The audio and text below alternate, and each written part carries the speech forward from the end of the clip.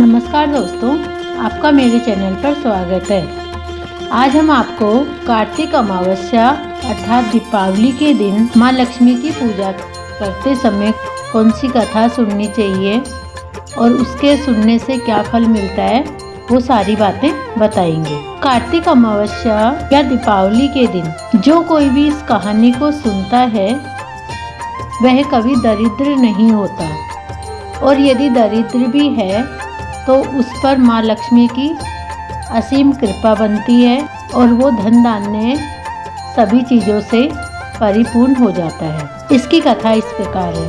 नारद जी कहने लगे, हे राजा पृथु, जो कार्तिक कृष्ण अमावस्या को दीपावली करता है वह कभी दरिद्र नहीं होता।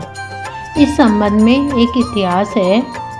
थूरसेन देश में सत्य शर्मा नाम का एक अत्यंत दरिद्र ब्राह्मण रहता था। उसके मन में सदैव यही लालसा बनी रहती थी कि यदि मेरे पास धन हो तो मैं उसे दान आदि धार्मिक कार्यों में व्यय करूं। इसके लिए वह सदैव विष्णु का पूजन किया करता था। वह जो कुछ कमाता सब व्यय हो जाता। तब इस दरिद्रता निवारण का उपाय पूछने पर एक विद्वान ने उसे बताया कि तुम धन प्राप्ति के लिए शिव जी की आराधना करो।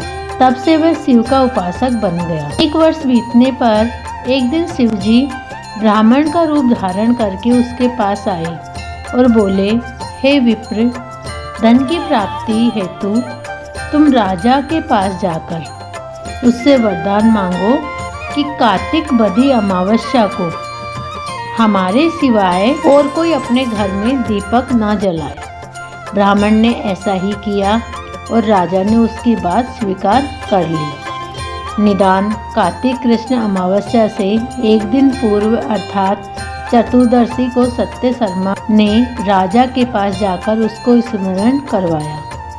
तो उसी समय राजा ने सारे शहर में ढिंढोरा पिटवा दिया कि अमावस्या को कोई भी अपने घर दीपक न जलाए।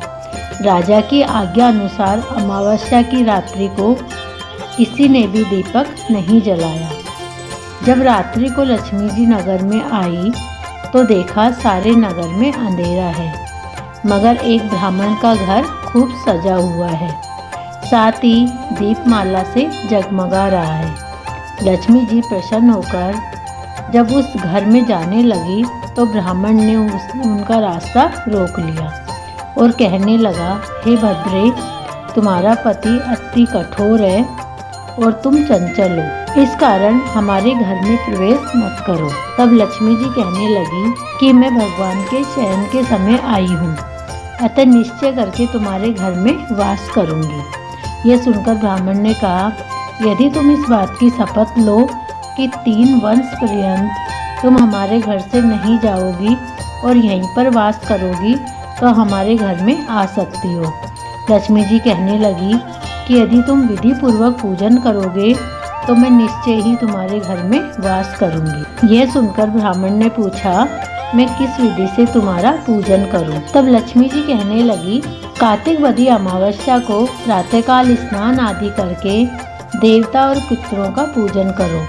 दिन के तीसरे भाग में श्राद्ध करो। अनेक प्रकार के सुंदर पकवानों से ब्राह्मणों को भोजन कराओ। प्रदोष समय में दीपमाला करो। अपने घर में तुलसी के स्थान पर, ब्राह्मण के घर में, देव मंदिर में, चौराहे, शमशान तथा गौशाला में दीपक जलाओ। जैसे प्रतिव्रता स्त्री पति से पहले जागती है, वैसे ही मैं भगवान के जागने से 12 रोज पहले जागती हूँ। इस दिन बाल, व्रत तथा रोगी के सिवाय और कोई भोजन न करे। सायंकाल हमारा पूजन करे। सबसे पहले स्वस्ति वाचन द्वारा गणेश का पूजन करे, फिर कुबेर का पूजन करके संकल्प करे। तत्पश्चात लक्ष्मी जी का पूजन करे।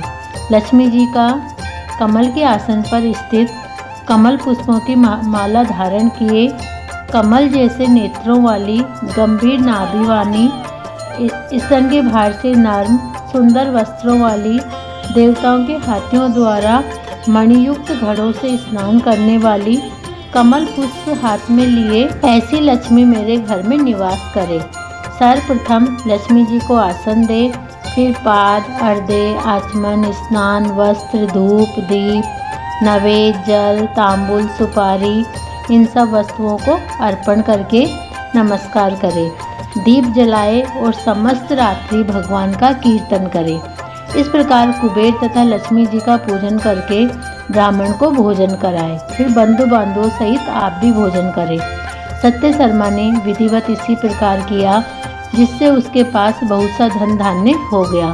उसके बाद उसने अनेक यज्ञ भी किए।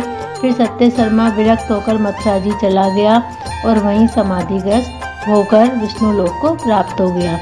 इस प्रकार जो भी इस कथा को पढ़ता है या इस कथा में बताए मुताबिक लक्ष्मी जी की पूजा करते हैं, उनको सत्य शर्मा के समान ही धन दौलत, धन संपदा प्राप्त होती है। लक्ष्मी जी को प्रसन्न करने के लिए लक्ष्मी जी का बीज मंत्र इस प्रकार है। ओम श्री ह्रीं श्री कमले कमलाय प्रसिद्धे प्रसिद्धे श्री ह्रीं श्री ओम महालक्ष्मी नमः। इस मंत्र का 108 बार माँ लक्ष्मी के सामने बैठ के उच्चारण करें। माँ लक्ष्मी सभी पर अवश्य प्रसन्न होती है। धन्यवाद।